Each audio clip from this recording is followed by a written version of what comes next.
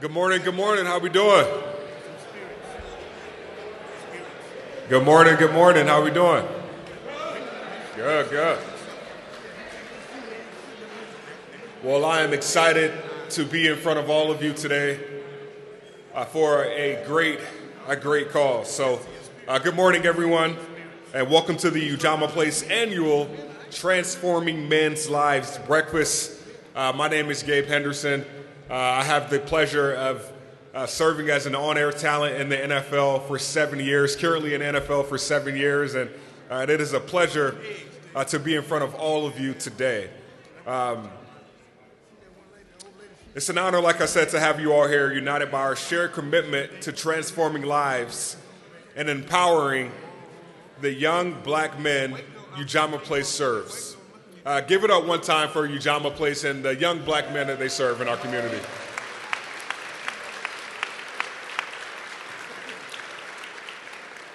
Ujamaa Place has always been about more than just providing support. It's about creating opportunities for growth, resilience, and community. I had an opportunity about a month ago to spend some time at Ujamaa Place, and it was a life-changing event for me also, just hearing the stories and seeing the people who dedicate and sacrifice their time for helping our community, especially the young black men that want to continue to better their lives in our community. So I know we talked about the men and the people, but give it up for the people that dedicate their time and their opportunity and their resources to give back to our community.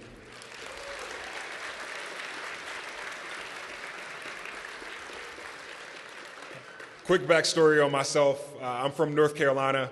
I grew up an inner city kid. I hear someone, I say North Carolina. I got the Carolina blue tie on today for the homegrown Carolina Tar Heel roots.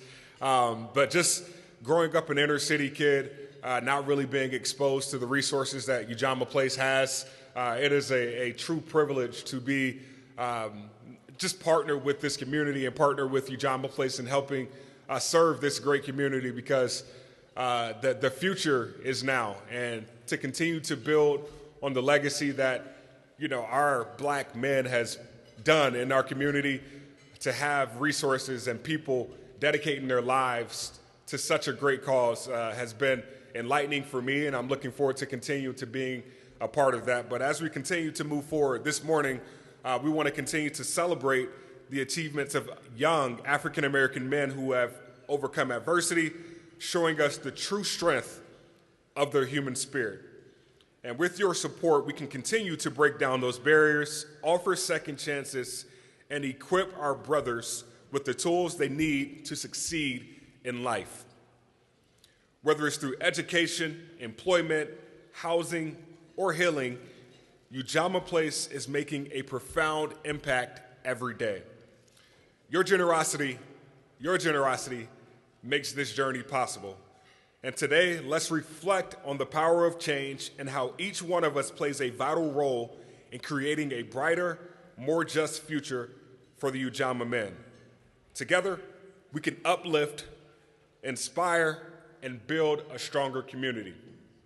With that said, I would like to ask Reverend Anthony Galloway to deliver the opening prayer.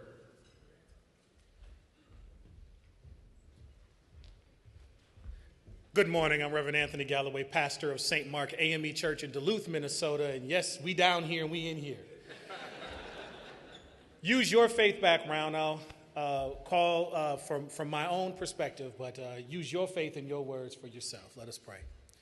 Gracious God, we thank you for the work that is represented here at Ujamaa Place. We thank you for this gathering together. We thank you for all the speakers, all the food, all the hands that prepared it, and the means to procure it. Let us continue to be in one heart and one mind and one soul as we do the good work, bending that moral arc towards justice.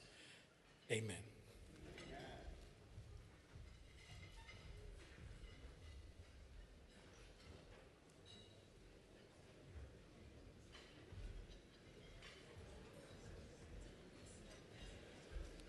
Good morning, everyone. For those who I've not met yet, my name is Chris Crutchfield, and I'm the new CEO of Ujamaa Place. Yeah.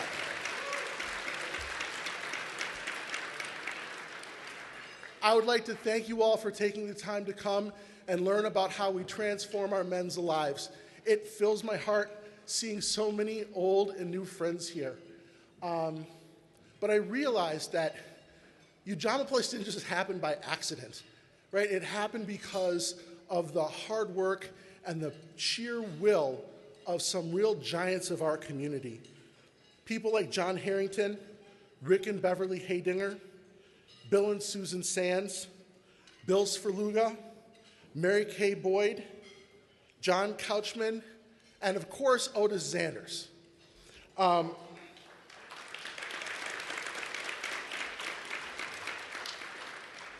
I would also like to take an opportunity to thank three very special people, and that those people are Teresa Neal, Sammy Clark, and Michael Belton. Sammy and Teresa were presidents of the board, chairs of the board, through COVID and through the transition, and Michael stepped up and was the interim CEO and has stayed on as COO. Thank you so much for your leadership.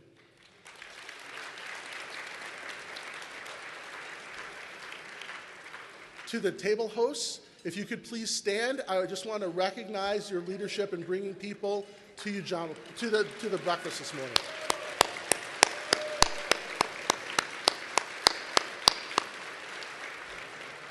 To our Ujamaa staff, could you please stand? Thank you for your tireless efforts, coming in early, staying late, coming on our weekends to help our men.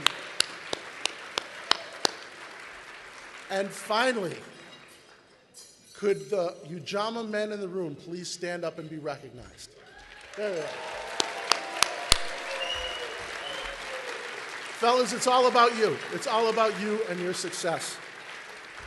I am so lucky, I am so fortunate that I get to work at Ujamaa Place. Every day something happens to leave me fulfilled, and I have so many stories, but I only have like 1 minute left, so I just want to tell two really quick ones. The first has to do with, we were at Ujamaa Place, and there was a very important funding meeting. It was a site visit with the funder. As a matter of fact, they're here in the audience today, and I'm going on and crowing about Ujamaa, this and that, and all of a sudden there's a knock at the conference room door. And I stop and go over, and it's Coach Cindy Thrasher, and she says, "I'm sorry to disturb the meeting, Chris, but can I have authorization to use a credit card because one of the men is taking his GED test?" And I think that said more to those funders than all my palavering and pontificating, that it's about the men. It's about getting them a GED and getting them housing and getting them a job and getting them a career and standing them up and helping them thrive. And I was so proud to be able to do that. The second story is about a young man named Mr. Freeze. And we have a great relationship, a partnership with Walker West. And I think Braxton is here. Walker West is where we're working with Alan Kingdom. Our Ujamaa men are using these digital audio workstations. And yeah, they're learning how to do their own songs, but they're also learning how to work these stations, which is a marketable skill. And a couple of our guys were so into it, and they did so well, that we have another partner, the High School for Recording Arts, who's also here, David Ellis, that we enrolled a couple of our guys in the Diverse Media Institute, which is a college-level course. It's a year-long. They get college credits and a certificate, and then they fly them out to Vegas and help them get a job in June at this big job fair. And so I was coming in the door at Ujamaa, and I ran into Mr. Freeze, one of the men who's in this digital Diverse Media Institute. I said, "Mr. Freeze, aren't you supposed to be at High School for Recording Arts?" He said, "Yeah, I just stopped off for breakfast." I said, "Well, how's it going?" He said, "It is so great." He said, it is helping me achieve my dream. And so every day I'm learning more and more. And I said, "Well, that's great. Maybe someday when you get that big job, you'll lend me money." And he said, "On the real, Chris," he said, "if I ever do get a lot of money, the first thing I'm going to do is I'm going to donate it to Ujamaa Place for all they've done to me, for helping me and my brothers." And that just warmed my heart. So I do have one little announcement, some good news. We have secured a place for Ujamaa Place. We have found a building in Rondo for Ujamaa Place. I'm so excited. We're going to talk more about that in the future, and we're going to need all your help if you want to be part of putting that together. We're so excited about that. Next, what I'd like to do is I'd like to play a video. We're going to play a video of what goes on at Ujamaa Place, and we're going to have some Ujamaa men up. So thank you very, very much. We have a great speaker as well.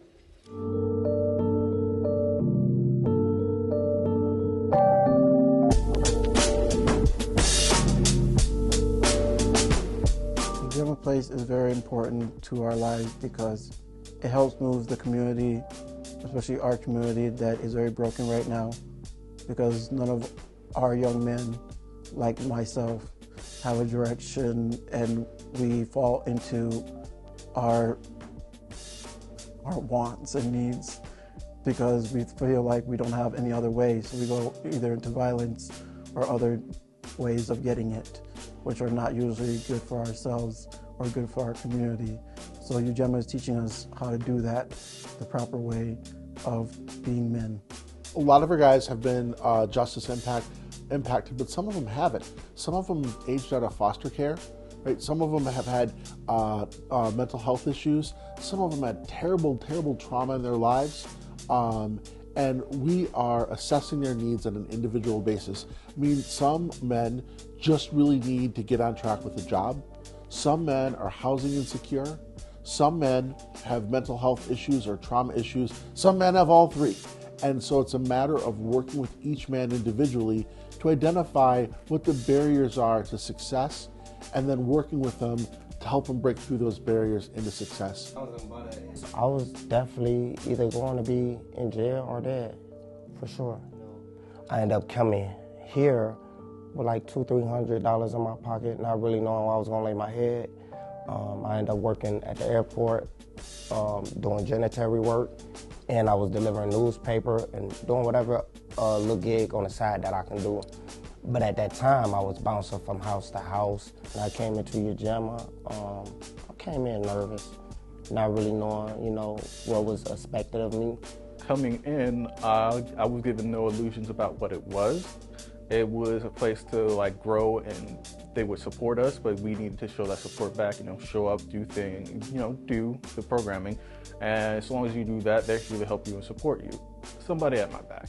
Someone, because in the military, that's what I had and that's what I lost, is what I needed. Somebody at my back to keep pushing me, showing me that I could move forward and to, you know, show me paths and opportunities, because I lost that when I got out of the military. One of our secret weapons is William Bowman. We brought him in, and he's just great. He is an evidence-based trainer, a best practices trainer, and what he's learned to do is he's evidence-based practices, best practices. Those are things that we know give our men the best chance to succeed. So we're training both of our staff on things like motivational interviewing and cognitive behavioral interventions, but we're also creating programs for our men that are based on best practices in order, again, to get them the best chance to succeed. One thing I like about the approach is we're here to help, but there's also accountability.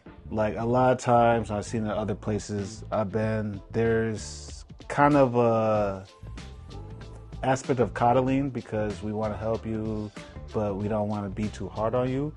But there's a certain level where we know, guys, we know how much pressure you can handle. So Jerry's, for example, he might be upset about something and we can talk him through. Or he might like drop the ball on something and I can also have that conversation like, you know, you gotta pick that back up. 75% of it all is showing up. You know, the other 25 is putting in the work. When I came here, I transformed a lot from my past. I'm more focused, I'm more determined, I'm driven, I wanna get things done. I see a better future ahead for me. And that's what transformation is for me, you know. It's like a caterpillar that transforms into a butterfly. You know, it takes its time, one step at a time. And that's what it was for me. It's teaching us how to be more powerful men and more powerful in everything that we do. It provided me plenty of opportunities and means that I didn't have to go pursue things that I wanted to do, because currently I had always had an interest in IT. Now, because of them and because of opportunities they provided me, I've met with some folk who are paying for me to go take a basically $11,000 course for cybersecurity. Ujamaa has definitely provided a place where I have a network of people who will support me, that I can lean on. Now I'm in Ujamaa, it's better. I hold myself accountable. I get up every day and face the challenge I have to face. I'm actually getting my GED, so I'm striving hard to be my best. I actually want to get into the construction union and build me a house and buy me some land and, be somewhere I never been in life, somewhere I never thought I'd be in life. Ujamaa, what it means is to be your brother's keeper. So you literally are there being your brother's keeper, making sure the next person next to you is doing okay, even in their worst day. Every man is not alone, right? They're all not only, it's like they're like the top of a pyramid. They have children, they have parents, they have siblings, they have friends, and they're part of that community. And so by changing their lives and getting them set up, it can actually set up a family. It can change the whole trajectory of what happens with their children, what happens with their parents, what happens with their siblings, and it starts to rebuild our community, and that is vitally important.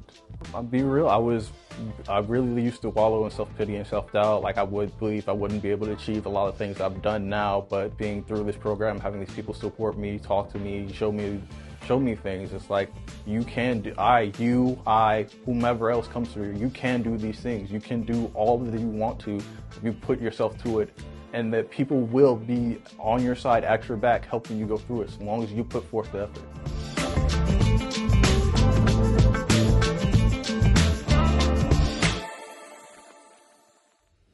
Well, the video is good, but here they are live and in person, the best dressed people in the room.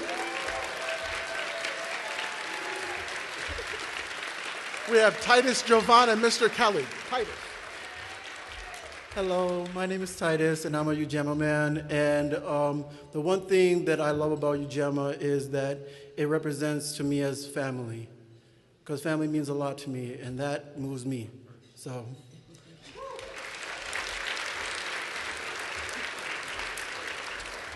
Hello, my name is Siobhan. What it means to be Ujamaa, at least to me, is home. This is like my second home. I come here, I know I'm safe, I know I'm secure. These people will help me throughout everything, high or low.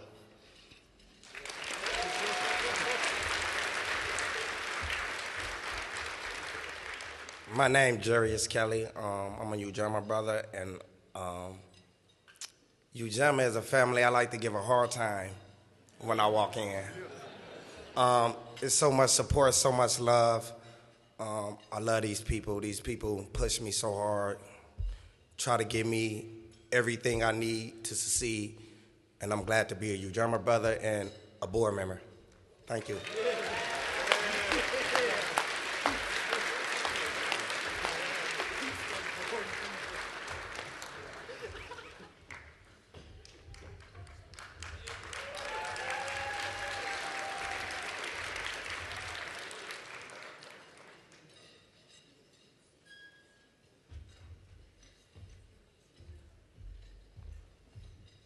All right, good morning. Chris wouldn't even introduce me. That's messed up. All right. They got me following the Ujamaa men, too. That's a tough look. I didn't know it was three-piece suit day either. Dang, Jarius. All right, so good morning, everyone. I am Sammy Clark. I'm the...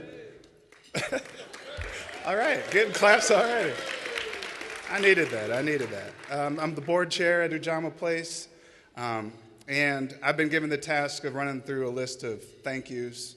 Nobody ever remembers the thank you guys unless you forget someone. So I'll just start by thanking everyone for being here bright and early, 7:30. Y'all didn't think we were going to start on time, but here we are. We're going to end on time too, so I'll keep it moving. It really does warm my heart, though, to see, we had some discussion at the board level about getting the breakfast up and running again post-COVID, and just see so many people showing up for this organization and this mission really makes me feel great. So thank you for being here. Also, a big thank you to the Ujamaa men, especially Titus, Jarius, Jovan. Y'all saw what we work with every day, so it's all about them. And thank you to Chris Crutchfield. He wouldn't thank himself, of course, but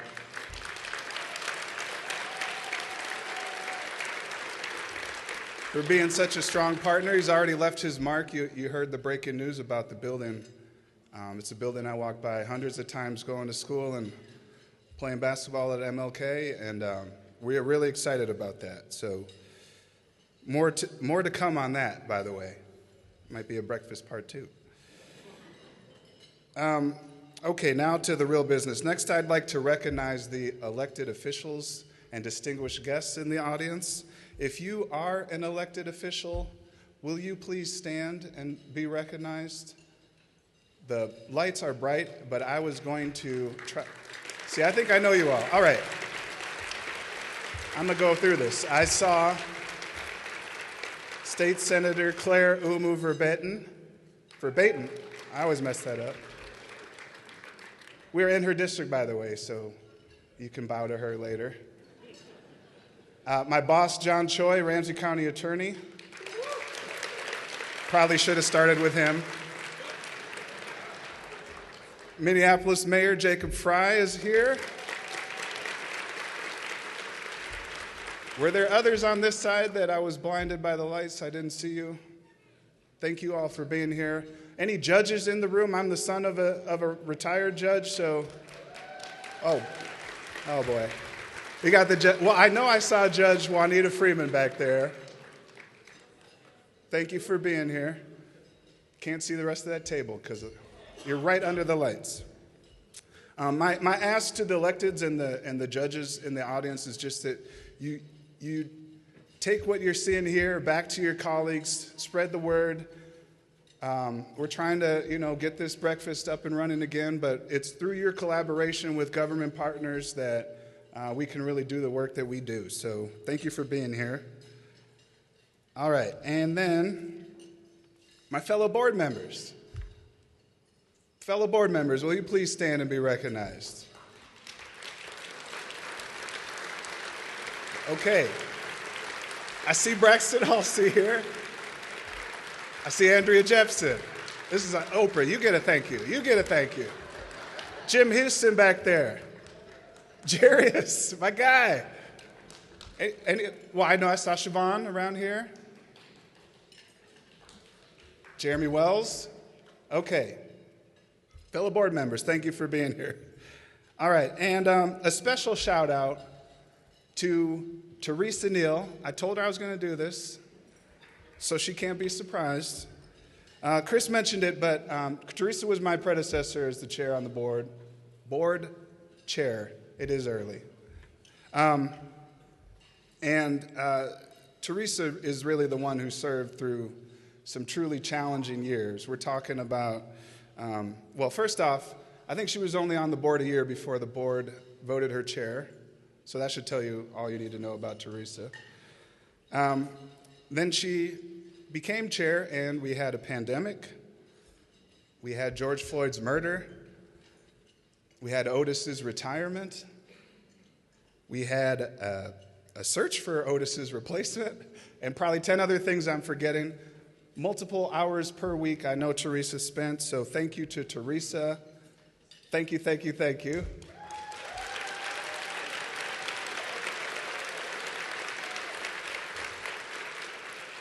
And finally, thank you to our community foundations and institutional funders. So this is where I'm going to read the script because I don't want to mess up the money.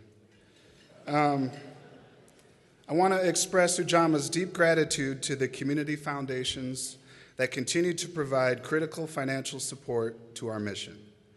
Your generosity fuels the work we do and directly impacts the lives of the men we serve. Thanks to our partnerships with community foundations, we're able to offer our men a path to stability, personal growth, and success. We are truly grateful for the continued investment in our work, so thank you all for being here and for your steadfast support. I said that was the last one, but this is the real last one. I'm not going to give up the mic without recognizing my man Otis Sanders over here.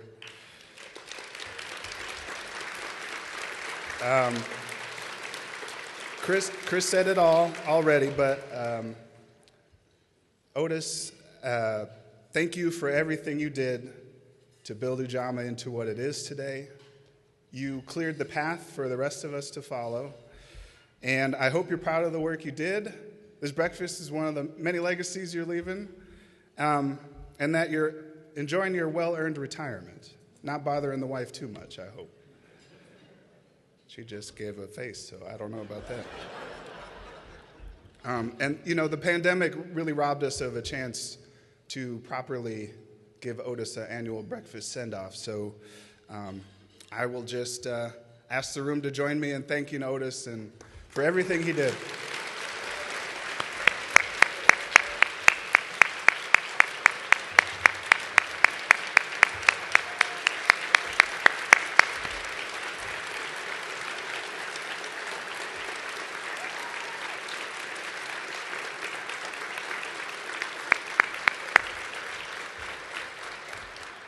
All right, next I will pass the mic back to Chris. See, that's how it's done, Chris.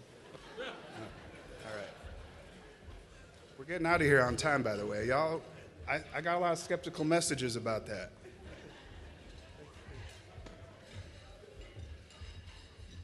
What Sammy did not say is that unfortunately, his time is up on the board in December. We're losing Sammy, and his leadership has been outstanding. What an outstanding person. I just appreciate his support. If we give a round of applause for Sammy Clark.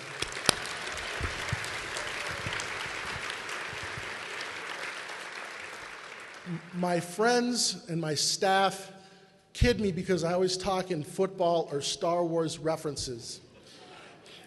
A long time ago, in a galaxy far, far away, or the 1980s, I was a freshman at Morehouse College. And being from Minnesota, going to an historically black college where Martin Luther King went, it's all black and it's all male, was a huge culture shock for me. And it was wonderful, the rich tradition being around my Morehouse brothers. And I'd been there just a few weeks when we were called to the Martin Luther King Chapel for a speech by senior Eddie Glaude Jr. And upperclassman Eddie, we sat down and he had this speech. It was called, I remember like yesterday, it was called Dig It or Leave It Alone. And he talked about injustice in the world, injustice in our country, and injustice in our school. And I'll tell you, after about 10 minutes, we all were with him. We were jumping up and down, we were chanting, and it had such a profound effect on me because, especially in the King Chapel, because it was the first time I really felt how that one person that speaks passionately truth can move people to action. And if he said, brothers, let's go out in the street, we would have followed him right out in the street right then and there. And so I am so thrilled to introduce Dr. Eddie Glaude today. He is the James McDougall Distinguished University Professor at Princeton, right? He helped shape and create that position. He was chair for 14 years. Not only did he go to Morehouse, now he's on the board of trustees. He's written, I counted, I think at least 10 books that he's authored or co-authored. One of them is required reading in my class. And he's been on all of them. He's been on MSNBC and Morning Joe and CNN, this and that and the other. But the reason is because he's still doing it. He's still preaching his truth about social justice, and he's still moving people. Ladies and gentlemen, Dr. Eddie Glaude Jr.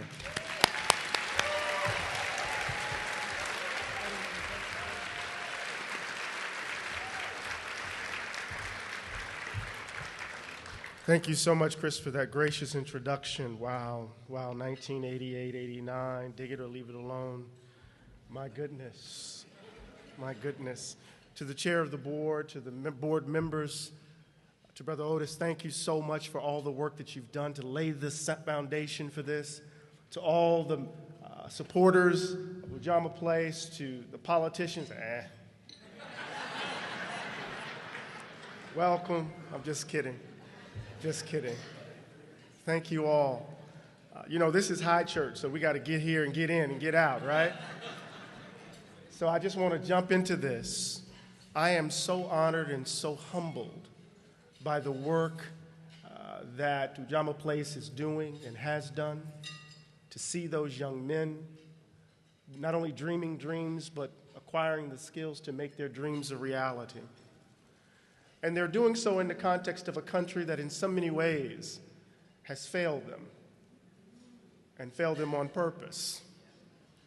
And part of my task today is to set, in some ways, the backdrop, the context for the work of the Ujamaa Place, and why your support is so desperately needed in these troubled times.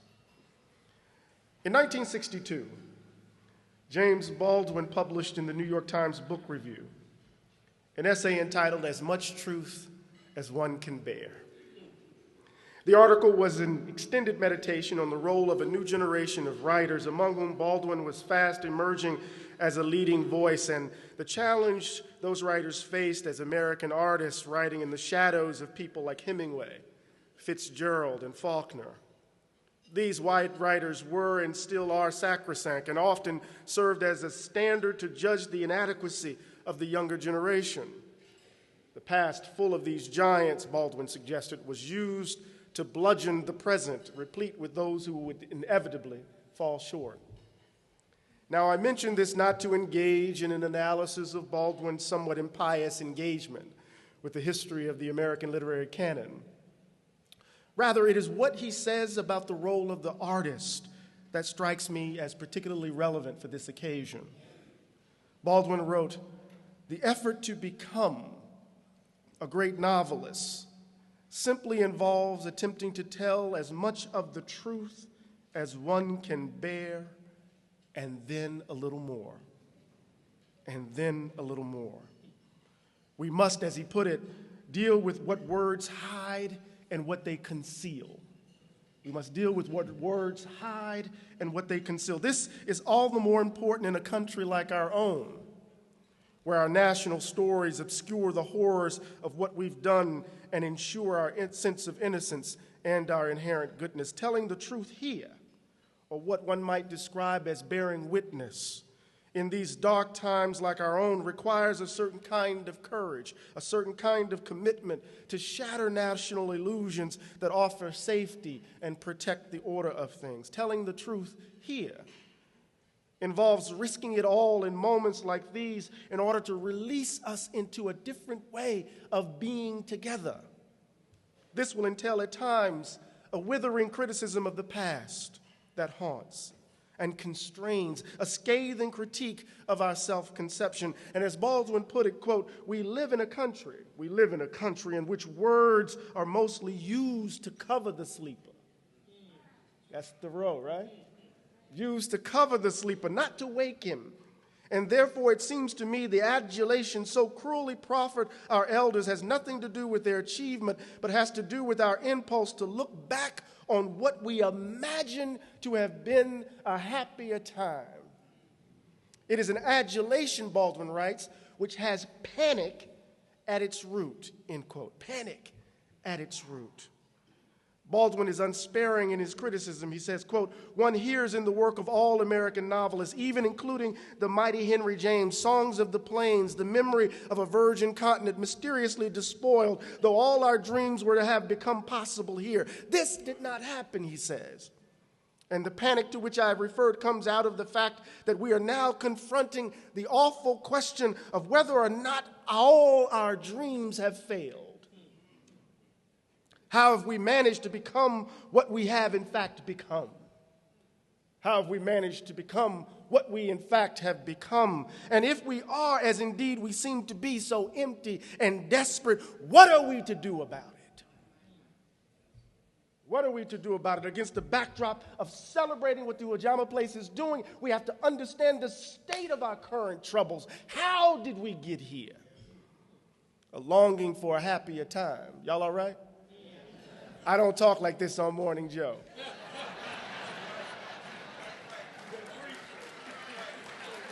It's the Morehouse man in me coming out. A longing for a happier time, a kind of nostalgia, allows us to turn our heads away from the difficulties of our days. We want to make America great again. Or we pine for the days before Donald Trump. We want to either make it great again, or we want to go back to the days that actually produced Donald Trump.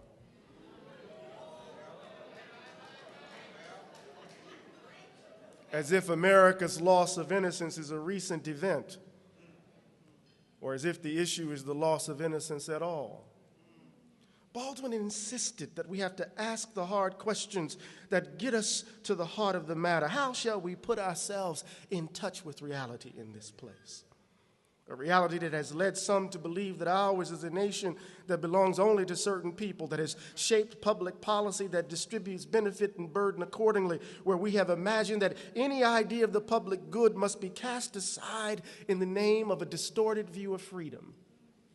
Today we find ourselves, and there's no reasonable way to deny this, in a moment of profound crisis. Americans are divided, and those divisions go well beyond ideological differences. They cut to the marrow of the bone. Too often we see each other as enemies. Disagreement is saturated with contempt. Mutuality drowns in the bitterness of our public discourse. The sense of common purpose has been thrown into the trash bin as we huddle into our silos, and race shadows it all. Great replacement theory. Panic and terror around demographic shifts, assaults on voting rights, assaults on women's right to choose, bitter debates about American history. We find ourselves living among men and women mad with the fever of a distorted view of liberty, willing to throw away the entire experiment in democracy as they cling to their fantasies. We are changing. We are changing. And let's be clear, philanthropy ain't justice.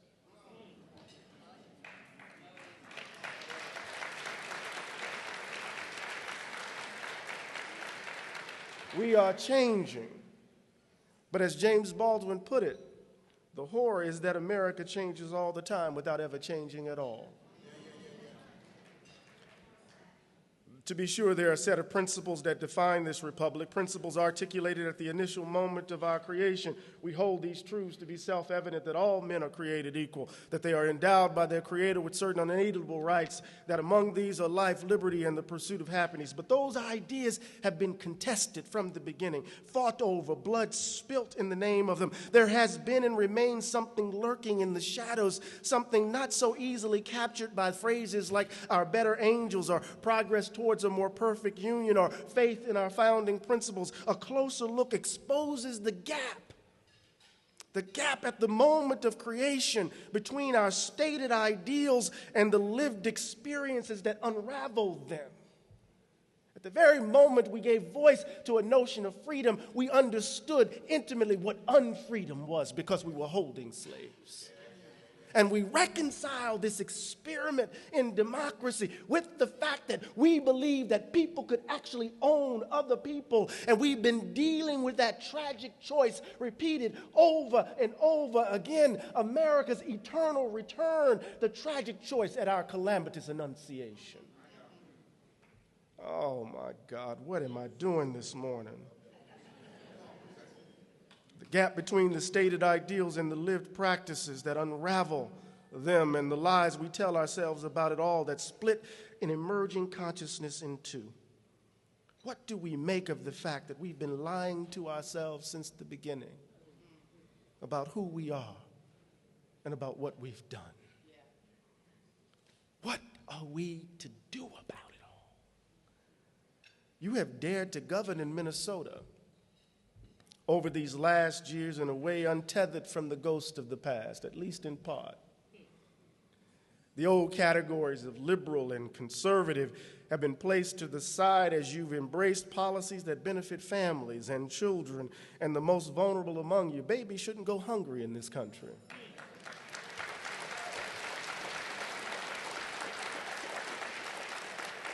That's not about Republican and Democrat. That's about decency. Babies shouldn't go hungry. They can't learn. Families need resources and time to build proper foundations to secure the future of their children. Workers need a living wage. Our environment needs caring stewards. We have to engage in a politics that's not rooted in a selfish concern or blinded by hatreds of old. We have to finally step out of the shackles of the 19th century. The debate is not between Smith and Marx.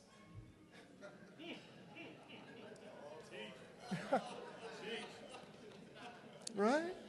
We have to step out of the shackles of the 19th century and imagine a new way of being together. And that must involve understanding that no one, no matter the color of their skin, no matter their zip code, no matter their gender, no matter who they love, no matter their ability, that no one in the greatest country the world has ever seen is disposable.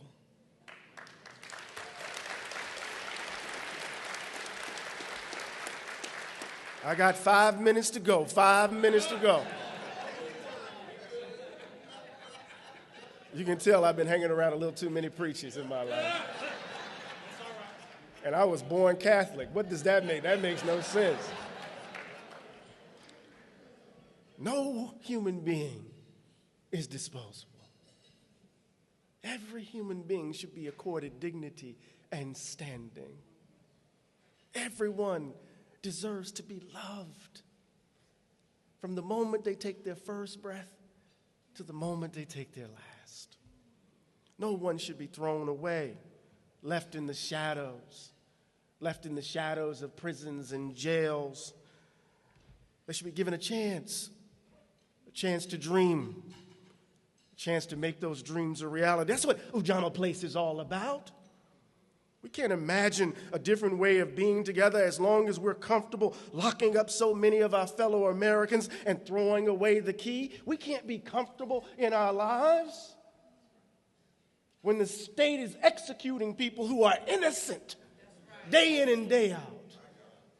We can't be comfortable in our lives when people right here in St. Paul and Minneapolis are struggling to make ends meet, put a roof over their head, feed their children, and they're working 40 hours a week. We can't be comfortable with that.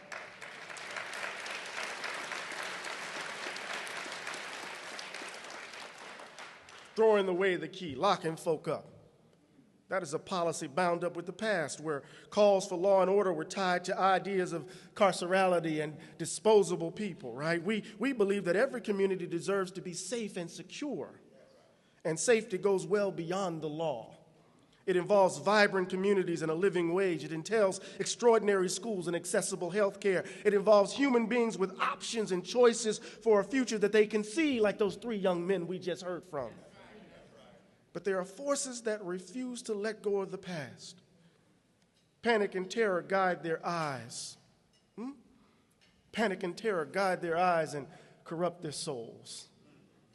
America has to choose whether it will finally become a genuinely multiracial democracy or not. That's on the ballot in November. And this involves grappling with the past that continues to haunt our present living, that our current political malaise, that our troubles, and I use that word on purpose, those of you who know your Irish history, our troubles has its beginnings in the tragic choice from the very beginning, where we reconcile democracy with the idea that some people, because of the color of their skin, ought to be valued more than others. We have to tell the truth about the wealth gap. We have to tell the truth about the achievement gap. We have to tell the truth about the disparities in healthcare. We have to tell the truth about why we need Ujamaa Place in the first damn place.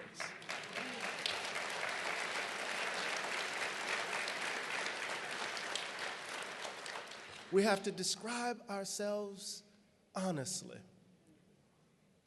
without the crutch of our myths and illusions. For as Baldwin wrote, quote, "The trouble is deeper than we think, because the trouble's in us. We are the serpents in the garden.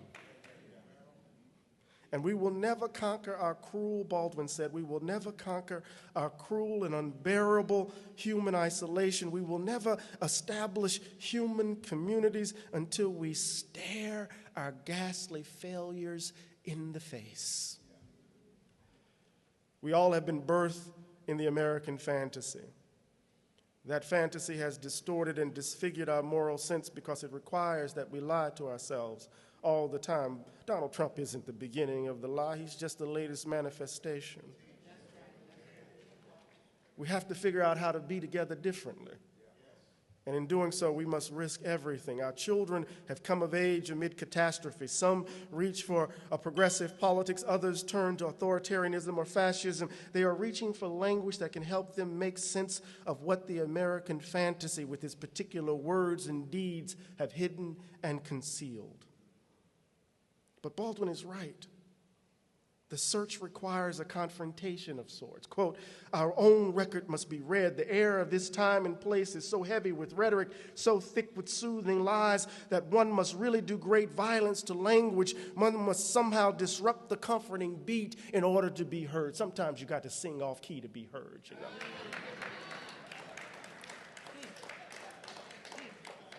I'm coming to a close. For me, the world as we wish it to be, demands that we act, that we are willing to take rude positions and ask hard questions. Politicians will not save this country. No matter what the election suggests, they will not save this country. We must save it. For those catching the brunt of this hell, the hard question is always lurking in the shadows or staring one with bloodshot eyes right in the face. What are we to do about it? Not everything is faced, Baldwin writes. Not everything that is faced can be changed, but nothing can be changed until it's faced. We cannot stick our heads in the sand this time. We cannot tinker around the edges this time. We have to shake loose from the shibboleths of the past and their gods. We must turn our backs on the old vision of America and with words and deeds open up our imaginations and create ourselves anew. Ujamaa Place is doing just that. And they can only do it with your help. So open up your pocketbooks. You see how country I am? I said pocketbooks. Support this work. Support this work in every way you can. And in supporting this work, do what you can to help us imagine the country anew, not just for you, but for the babies to come. Thank you so much.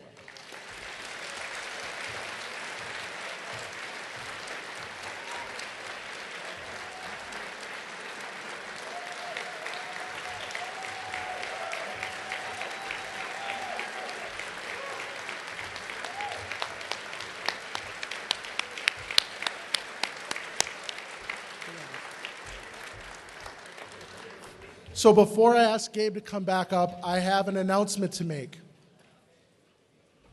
My individual donor rep and my great friend and fishing buddy, Chris Manor, called me and said we got a call from someone in this room who insists on remaining anonymous that pledged $50,000 to Ujamaa Place.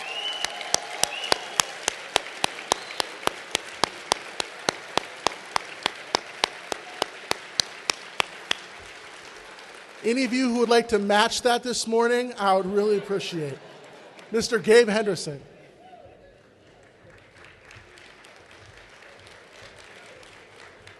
Wow.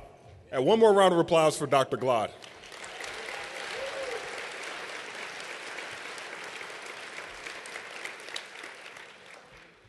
All right, with that said, this has been are you guys enjoying today? Good. Give yourselves a round of applause. All right, so we would like to take a moment to express Ujamaa Place's deep gratitude to the community foundations and its current donors that are here today that continue to provide critical financial support for Ujamaa Place's mission. Your generosity fuels the work of Ujamaa Place, and it directly impacts the lives of men that they serve. So we want to say thank you to all of you, all of the donors that make a huge impact in all of our lives. As you have witnessed today, there is no doubt that Ujamaa Place is more than just a program. It's a lifeline. It's a place where young African-American men face unimaginable barriers to find not only resources, but hope. They find a brotherhood. They find mentors who don't just teach the skills, they invest in their futures, guiding them through some of life's most difficult challenges. We recognize the struggles of our Ujamaa men, the cycles of poverty, incarceration, homelessness, and systemic racism. But what makes Ujamaa unique is its commitment to breaking those cycles, not just by addressing the symptoms, but by transforming young black men's lives at their very core. Imagine for a moment what your support can achieve. Every dollar you give this morning helps provide housing for a young man who otherwise might be homeless. It supports paths of education our men never imagined possible. It funds personalized coaching that turns a life of despair into a story of success. It helps build the foundation of long-term stability for a young black man working to create a better future, not only for himself, but for his family. So with that said, each donation you make tonight, or I keep saying tonight because it was dark outside when we pulled up, but each donation, no matter the size, is a brick in the foundation of a better future for a Ujamaa man, his family, and our entire community. Whether it's $5, $50, $500, $5,000, or the generous anonymous person who gave $50,000 earlier that Chris just announced, every donation is a ripple effect transforming not just individuals, but entire communities. So I believe everyone who has been sitting down today, you have a card in front of you, and on the back of that card is multiple ways to give, including scanning a QR code that allows you to donate money to this great cause. So please join me in supporting Ujamaa Place and becoming a part of a man's life-changing journey. Together, we can help create a world where every young black man can live with dignity, purpose, and success. Thank you for believing in the power of transformation, and thank you for investing in the future of the Ujamaa men served. So without further ado, we'll bring up Chris Crutchfield and the Ujamaa men.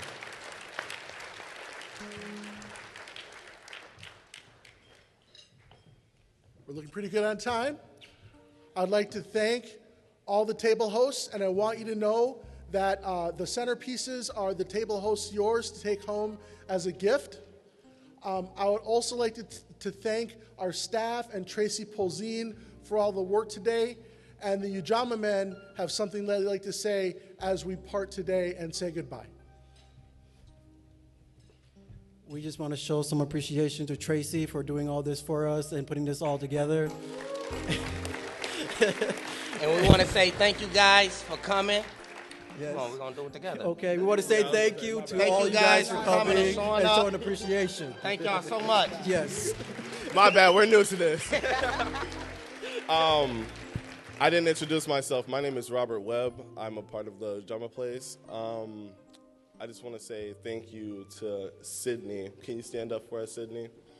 She got a baby. Oh, she has the baby. My bad. But she has the baby, but she is my teacher, and she really helped me along the way because I am very new. I didn't really have resources to come here into the place. As soon as I came here, she just welcomed me with open arms and everything, and just really helped me out. So every day I'm going to do this for her. I'm going to do this for you guys. So thank you so much. We love you, Cindy. We love you guys all. And then we got a birthday for Ujamaa mom, Miss Linda. Everybody give it up for Miss Linda back there. It's her birthday. Miss Linda. And happy birthday, Miss Linda. Happy birthday. Happy birthday, Miss Linda. Thank you all very much for coming today. Have a wonderful, wonderful day.